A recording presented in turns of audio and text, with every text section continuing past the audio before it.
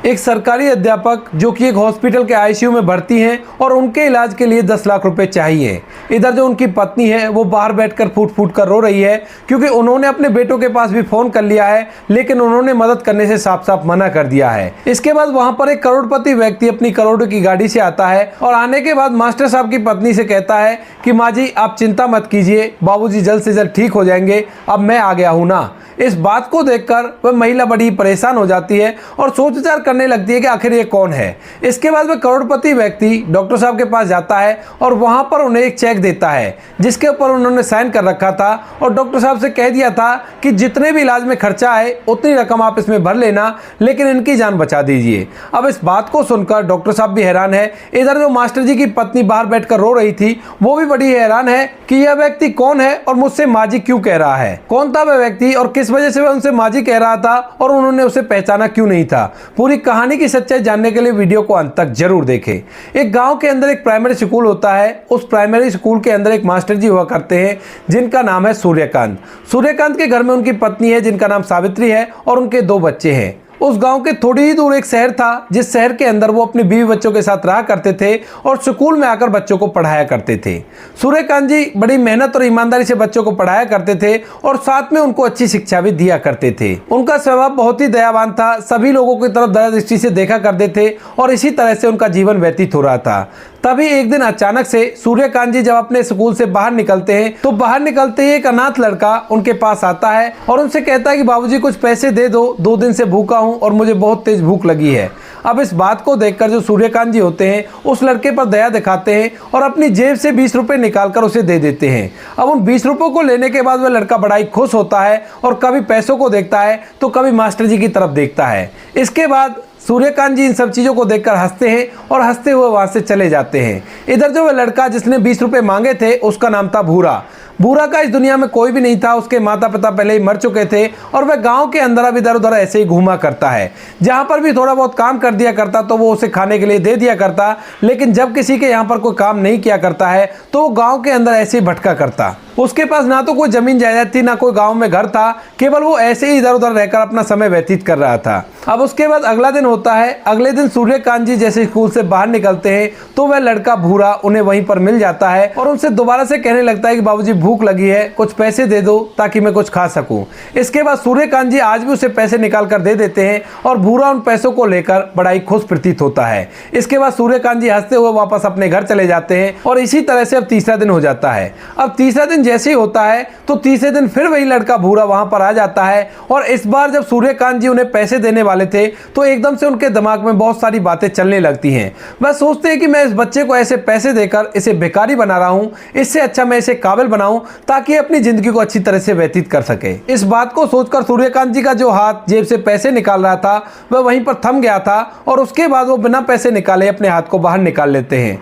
भूरा जैसे ही देखता है कि आज इन्होंने पैसे नहीं निकाले तो उसके चेहरे पर मायूसी आ जाती है। उसके बाद सूर्यकांत जी उस बच्चे के पास बैठते हैं और उससे उसके बारे में पूछने लगते हैं, क्योंकि सूर्यकांत जी अभी ये समझ रहे थे कि गांव का वैसे ही बच्चा है कोई और यहाँ पर आकर पैसे मांग लिया करता है और मांग कर कुछ खा पी लिया करता है। लेकिन उन्हें यह नहीं पता था कि जो भूरा है वो अनाथ है, उसका इस दुनिया में कोई भी नहीं है। उसके बाद जो सूर्यकांत जी उससे बात करते हैं और बातों बातों में उन्हें पता चल जाता है कि भूरा का इस दुनिया में कोई भी नहीं है और वो ऐसे ही इधर उधर से मांग कर अपना पेट भर लिया करता है और अपने जीवन को व्यतीत कर रहा है। इसके बाद जो मास्टर जी होते हैं वो उससे कहते हैं कि बेटा जो कुछ तुम कर रहे हो ये अच्छी बात नहीं है, अगर तुम ऐसा करोगे तो तुम्हारा जीवन बहुत ही ज्यादा खराब हो जाएगा और तुम समाज के अंदर कंधे से कंधा मिलाकर नहीं चल सकते। सभी लोग तुझे हीन दृष्टि की भावना से देखेंगे और ये सब कुछ अच्छा नहीं है। इस बात को भूरा बैठकर गौर से सुन रहा था तो उनसे कहने लगता है कि मास्टर जी मेरे तो घर में कोई भी नहीं है तो मैं क्या करूं। इसके बाद मास्टर जी उसे समझाते और कहते हैं कि बेटा इसके अलावा एक चीज और है, तुम चाहो तो मेहनत करके पैसा कमा सकते हो, क्योंकि इस दुनिया के अंदर सभी तरह के लोग हैं। कोई व्यक्ति विकलांग है तो वो भी अपना कमा कर पेट भर रहा है, तो तुम्हारे अंदर तो कोई ऐसी भी दिक्कत नहीं है तो तुम अपना पेट क्यों नहीं भर सकते। अगर उसके लिए तुम्हें कुछ पैसे चाहिए तो मैं तुम्हें कुछ पैसे दे रहा हूं और तुम इनसे कुछ अपना काम करो ताकि तुम्हारा जीवन अच्छी तरह से व्यतीत हो और तुम भी समाज के अंदर अपना नाम रोशन कर सको। ऐसा कहकर मास्टर जी ने अपने जेब से 1000 रुपए निकाले और भूरा के हाथ में थमा दिए और कहा कि बेटा आज के बाद तुम्हें किसी से भीख नहीं मांगना है और तुम्हें मेहनत करके इस समाज समाज के अंदर अपना वजूद कायम करना है। इस बात को कहकर जो मास्टर जी थे वहां से चले जाते हैं और भूरा उन 1000 रुपयों को लेकर बड़ा ही असमंजस में पड़ा हुआ है, क्योंकि आज तक इतने पैसे उसने एक साथ नहीं देखे थे और आज एक साथ में 1000 रुपए उसके हाथ में कोई थमा गया था और कहा था कि बेटा इन पैसों से कोई काम करो ताकि समाज में तुम अपना नाम रोशन कर सको। भूरा इस बात पर गहन सोच विचार करता है और फिर ठानता है कि मुझे भी कुछ ना कुछ काम करना होगा ताकि मैं भी समाज के कंधे से कंधा मिलाकर चल सकूं। इसके बाद भूरा उन पैसों को लेकर इधर उधर घूमने लगता है काम ढूंढने के लिए और घूमता घूमता एक चाय की दुकान पर पहुंच जाता है। चाय की दुकान पर वह देखता है कि यहाँ पर एक बुजुर्ग आदमी है जो लोगों को चाय बनाकर देता है और उसकी चाय को पीकर लोग उसे पैसे दिया करते हैं। अब चाय का जो सामान था वो 1000 रुपए में लगभग कंप्लीट हो जाता और इसी काम को करने की वह ठानता है। उसके बाद वह बुजुर्ग व्यक्ति के पास जाता है और उससे कहता है कि बाबा आप मुझे चाय बनाना सिखा देंगे ताकि मैं भी ऐसे रोजगार चला सकूं और अपने जीवन को अच्छी तरह से व्यतीत कर सकूं। उसके बाद जो बुजुर्ग व्यक्ति चाय वाला था वो उससे कहता है कि हाँ बेटा क्यों नहीं, आपको चाय बनाना मैं सिखा दूंगा और आप भी ऐसा काम कर सकते हो ताकि आप अपनी जिंदगी को अच्छी तरह से व्यतीत कर सको। यानी कि वो जो बुजुर्ग व्यक्ति था वो काफी भला इंसान था और वह इस बच्चे की मदद कर देता है। वह उसको चाय बनानी सिखाता है और जब भूरा चाय बनानी अच्छी तरह से सीख जाता है तो उसके बाद वह उससे कहता है कि बेटा अब तू अच्छी तरह से चाय बनानी सीख गया है तो तू अब अपना धंधा खोल सकता है और अपने जीवन को अच्छी तरह से व्यतीत कर सकता है। तो जो भूरा होता है उनसे आज्ञा लेता है और आज्ञा लेने के बाद पास ही के शहर में चला जाता है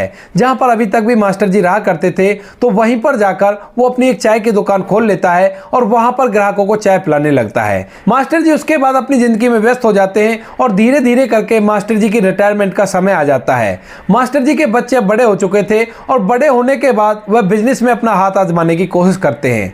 रिटायरमेंट के समय मास्टर जी को जो पैसा मिला था उन सारे पैसों को उनके दोनों लड़कों ने अपने बिजनेस के चक्कर में खर्च कर दिया था और उसके बावजूद भी उनका बिजनेस नहीं चल पाया था। उसके बाद मास्टर जी का बड़ा लड़का अपनी माँ से बात करता है और उससे कहता है कि माँ बाबूजी से कहकर कुछ पैसे दिला दो ताकि मैं दूसरा बिजनेस खोल सकूं और वह बिजनेस मेरा 100% अच्छी तरह से चल जाएगा और एक बार की ही बात है। उसके बाद उसकी माँ कहती है कि बेटा तेरे बाबूजी के पास पैसे कहाँ हैं, उनकी तो केवल पेंशन आया करती है और उसी से घर का गुजारा हुआ करता है। तो वो कहता है कि पेंशन पे लोन हो जाता है और उस लोन को करवाकर मुझे पैसे दे देंगे ताकि मैं अपना बिजनेस चला लूं और जैसे मेरा बिजनेस चल जाएगा तो उसके बाद उन पैसों से मैं उस लोन को चुका दूंगा। इस बात को सुनकर उसकी माँ इस बात के लिए राजी हो जाती है और कहती है कि ठीक है मैं तेरे बाबूजी से बात करूंगी और इस बात को करने के लिए वह अपने पति के पास पहुंच जाती है। अब जैसे सूर्यकांत जी इस बात को सुनते हैं तो एकदम से अपनी पत्नी से मना करने लगते हैं और कहते हैं कि तुम इनके चक्कर में मत पड़ो, ये कहीं भी कामयाब नहीं होने वाले हैं, अगर कामयाब होने वाले होते तो अब तक हो जाते। लेकिन जब उनकी पत्नी जिद करती है और कहती है कि कोई बात नहीं हमारे तो बच्चे हैं, हो सकता है इस बार कामयाब हो जाएं, आप कैसे भी करके इनके पैसों का जुगाड़ कर दीजिए ताकि ये दोबारा से अपना रोजगार चला सकें और अपनी जिंदगी को और भी ज्यादा बेहतर बना सकें। इस बात को सुनकर जो सूर्यकांत जी होते हैं इस बात के लिए एग्री हो जाते हैं और अपनी पेंशन पर लोन निकालकर अपने बड़े बेटे को दे देते हैं। अब जैसे ही ये बात छोटे बेटे को पता चलती है तो वो भी अपनी माँ से आकर कहने लगता है कि माँ मैं भी कोई रोजगार करूंगा तो मुझे भी कुछ पैसे दे दो। अब इसके बाद उसकी माँ कहने लगती है कि बेटा हमारे पास अब तो कुछ भी नहीं है, पेंशन पर लोन निकालकर तुम्हारे बड़े भाई को दे दिया और तुम्हारे पिता के पास और क्या है। तो इसके बाद वो कहने लगता है कि माँ बाबूजी के पास ये घर है, इस घर को बेच देंगे और जो पैसा मिलेगा उसे मैं अपने बिजनेस में लगा लूंगा। दोनों बच्चे दूसरे शहरों में रहा करते थे अपने अपने परिवार को लेकर, यानी कि मास्टर जी के दोनों बच्चों की शादी हो गई थी और उन्होंने अपना अपना अलग अलग घर बना रखा था। बस माता पिता से पैसे इकट्ठा करते थे और इसी वजह से बड़े भाई ने तो उनकी पेंशन पे लोन करवा दिया और छोटा भाई अब घर को बेचने की बात कर रहा था। इसके बाद उसकी माँ कहती है कि बेटा ये घर ही है हमारे पास, अगर हम इसको भी बेच देंगे तो हम रहेंगे कहाँ। तो उसके बाद छोटा बेटा कहता है कि आप मेरे पास रह लेना, वैसे भी आप बुजुर्ग हो चले हो तो यहाँ पर आप क्या ही करोगे। इस बात को सुनकर उसकी माँ इस बात के लिए एग्री हो जाती है और अपने पति से इस बारे में बात करने लगती है। उनका पति मना करता है लेकिन जब वो जिद करती है तो उन्हें भी ये बात माननी पड़ती है। इसके बाद जो सूर्यकांत जी होते हैं अपने उस घर को बेच देते हैं और बेचने के बाद जो भी पैसे मिलते हैं उन पैसों को अपने छोटे बेटे को दे देते हैं। छोटा बेटा उन पैसों को लेकर बड़ा ही खुश होता है और उसके बाद अपने माता पिता से कहता है कि माँ बाबूजी अभी आप कुछ दिन तक यहीं पर रहो, मैं इतने दिनों में आपके लिए घर को तैयार करवाता हूँ क्योंकि वहां पर अभी हमारे पास 2 ही कमरे हैं तो 2 कमरों के अंदर मैं और मेरा परिवार रहा करते हैं, तो मैं घर के अंदर एक कमरा बनवा रहा हूँ जिसके अंदर आप आराम से रह सकते हो, तो इसी वजह से कुछ दिनों तक अभी आपको इसी घर में रहना होगा। ऐसा कहकर छोटा बेटा उनको उसी घर में छोड़ गया था जो घर अब मास्टर जी बेच चुके थे। जिसको उन्होंने घर बेचा था छोटे बेटे ने उसको 2 महीने का किराया दे दिया था और कहा था कि 2 महीने बाद मैं अपने माता पिता को यहाँ से ले जाऊंगा। उसके बाद छोटा बेटा शहर में चला जाता है और शहर में जाने के बाद धीरे धीरे 2 महीने भी कंप्लीट हो जाते हैं।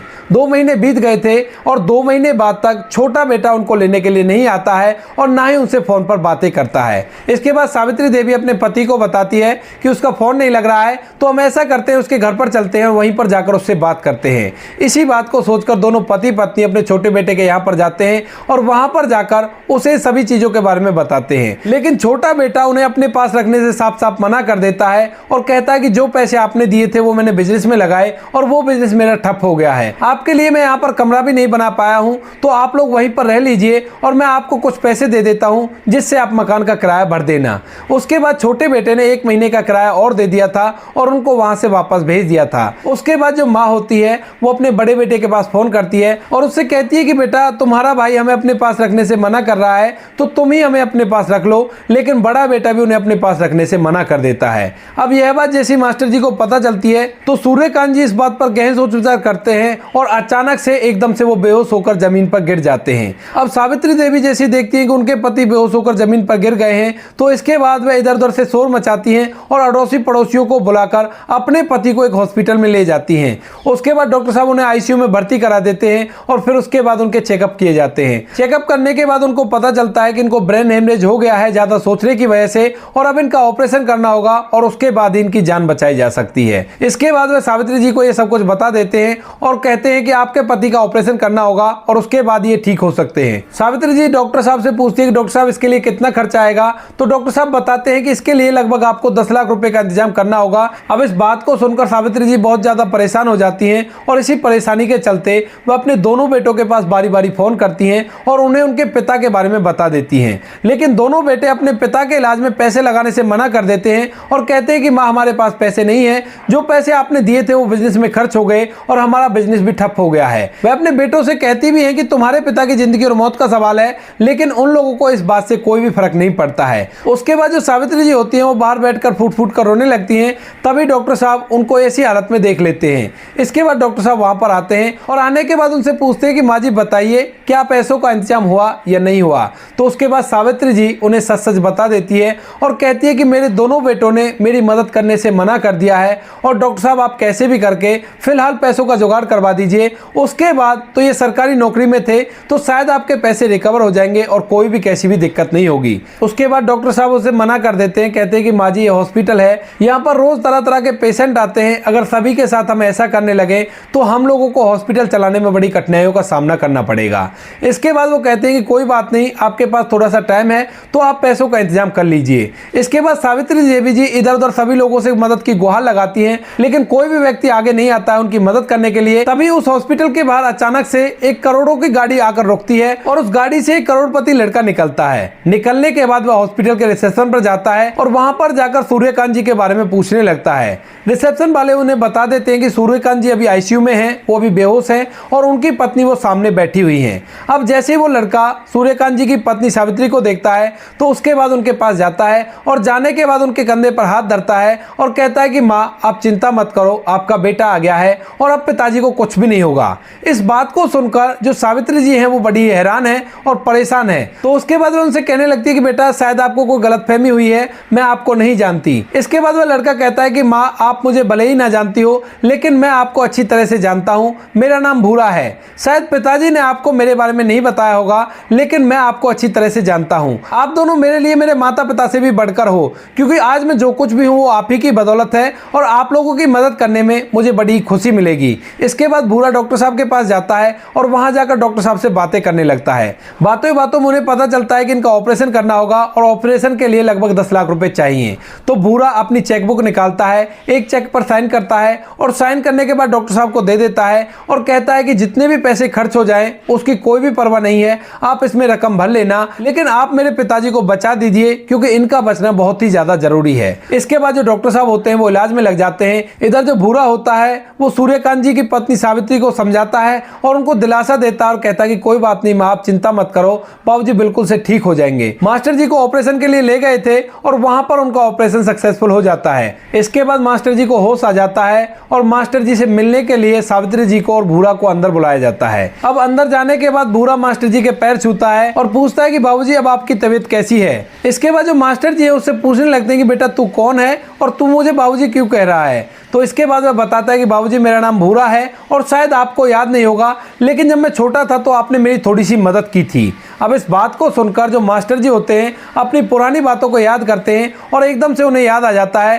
कि इस लड़के को उसने 1000 रुपए दिए थे और कहा था कि कोई अपना रोजगार कर ताकि तू समाज में कंधे से कंधा मिलाकर चल सके। इतनी देर में उनकी पत्नी सावित्री कहने लगती है कि मैंने भी इनसे कई बार पूछा है, लेकिन ये कह देता है कि मेरा नाम भूरा है, लेकिन उससे आगे इसने मुझे कुछ भी नहीं बताया और कहा कि जब बाबूजी ठीक हो जाएंगे तो उसके बाद मैं आपको सब कुछ बता दूंगा। इसके बाद मास्टर जी सावित्री जी को पूरी कहानी बता देते हैं और कहते हैं कि यह वह बच्चा है जिसको मैंने कभी 1000 रुपए दिए थे और कहा था कि बेटा तू अपना रोजगार कर, ऐसे मांग कर किसी से मत खा। इधर भूरा भी खड़ा होकर इन बातों को सुन रहा था और सुनते सुनते कहने लगता है कि हाँ बाबूजी, मैं आपका वही लड़का हूँ और आपकी दी गई नसीहत से आज मेरे पास ढेर सारे रुपए पैसे हैं और कोई भी कैसी भी दिक्कत नहीं है। आपके दिए गए 1000 रुपयों से मैंने एक छोटी सी चाय की दुकान खोली और मेरी चाय की दुकान अच्छी सी चलने लगी। धीरे धीरे समय बीतता और समय के साथ साथ मेरी उसी शहर के अंदर ढेर सारी दुकानें हो जाती हैं और उन दुकानों से अच्छा खासा मुनाफा मैं कमाने लगता हूँ। उन पैसों से मैं प्रॉपर्टी का काम करने लगा और धीरे धीरे मेरी प्रॉपर्टी का काम अच्छा चलने लगा। अभी कुछ दिनों पहले मेरी शादी हुई थी और शादी होने के बाद मेरी पत्नी मुझसे मेरी कामयाबी के बारे में पूछने लगी तो अचानक से मुझे आपकी याद आती है। इसके बाद मैं उसे पूरी कहानी बताता हूँ तो वह आपसे मिलने की जिद करने लगती है और अपनी पत्नी को आपसे मिलाने के लिए मैं आपके उसी स्कूल में गया जहाँ पर आप पढ़ाया करते थे और वहां से आपका एड्रेस लिया। एड्रेस लेने के बाद आपके घर पे गया तो पता चला कि आप हॉस्पिटल में एडमिट हो और आपको इलाज की सख्त से सख्त जरूरत है। यहाँ आकर जब देखा तो पैसों की वजह से आपका इलाज रुका हुआ था, तो इसी वजह से मैंने आपकी मदद कर दी। इस बात को सुनकर मास्टर जी उनकी पत्नी की आंखों में आंसू आ जाते हैं क्योंकि अपने बच्चे जिनके लिए सब कुछ किया उन्होंने तो कुछ किया नहीं, लेकिन वो बच्चा जिसे कभी 1000 रुपए दिए थे वो आगे आया मदद करने के लिए। इसके बाद जो भूरा होता है मास्टर जी को और उनकी पत्नी को अपने साथ अपने घर ले जाता है और वहां पर अपने साथ रखने लगता है। कहता है कि माँ बाबूजी आज से आपको यहीं पर रहना है और कोई भी कैसी भी परेशानी लेने की आपको जरूरत नहीं है, क्योंकि मास्टर जी ने अपनी कहानी भी रो रो कर भूरा को बता दी थी। क्योंकि जब भूरा ने पूछा था कि बाबूजी आप तो सरकारी नौकरी में हो, आपकी तो पेंशन आती होगी, फिर आपको इलाज के लिए दूसरों से मदद क्यों चाहिए थी। और भूरा की जो पत्नी होती है वह भी मास्टर जी उनकी पत्नी का अच्छी तरह से देखभाल किया करती है और घर के अंदर उन्हें माँ बाबूजी की तरह रखा करती है। भूरा के जो बच्चे हैं वो मास्टर जी और उसकी पत्नी के साथ खेला करते हैं और उनको खेलता हुआ देखकर कभी कभी मास्टर जी की आंखों में आंसू आ जाते हैं। धीरे धीरे मास्टर जी को भूरा के साथ रहते हुए लगभग 5 साल बीत गए थे और 5 साल बाद अचानक से मास्टर जी को पता चलता है कि उसके दोनों बेटे 2 नंबर का काम करते हुए पकड़े गए और उन लोगों को जेल में डाल दिया गया है। इसके बाद उनकी दोनों बहुएं घर आती हैं और घर आने के बाद उनसे मदद की गुहार लगाने लगती हैं, लेकिन मास्टर जी उनकी पत्नियों से साफ साफ मना कर देती हैं और कह देते हैं कि तुम लोग कौन हो, हम तुम्हें नहीं जानते, हमारा तो एक ही बेटा है और हमारी एक ही बहू है। ऐसा कहकर वो उन्हें वहां से भगा देते हैं और उनकी बहू भी वहां से रोती हुई वापस चली जाती है। तो दोस्तों ये थी एक मानवता की कहानी जहां पर एक बच्चे को 1000 रुपए दिए। आप क्या कहना चाहते हो भूरा के बारे में, आप क्या कहना चाहते हो सूर्यकांत जी के बारे में, आपकी जो भी राय कमेंट सेक्शन में लिख सकते हो, लोगों के साथ शेयर कर सकते हो। वीडियो अगर अच्छा लगा हो तो वीडियो को लाइक और चैनल को सब्सक्राइब जरूर करें ताकि हमें थोड़ा बहुत हौसला मिले आप लोगों के लिए ऐसे अच्छे अच्छे वीडियो बनाने के लिए। इन कहानियों को सुनाने का उद्देश्य किसी को परेशान करना बिल्कुल भी नहीं है। यह कहानी आपको इसलिए सुनाई जाती है ताकि आप लोग इन कहानियों में से कुछ ना कुछ सीख सको और अपने जीवन में उस चीज को अप्लाई कर सको। मिलते हैं किसी नेक्स्ट वीडियो में नए टॉपिक के साथ, तब तक के लिए जय हिंद, जय भारत, जय हिंदुस्तान।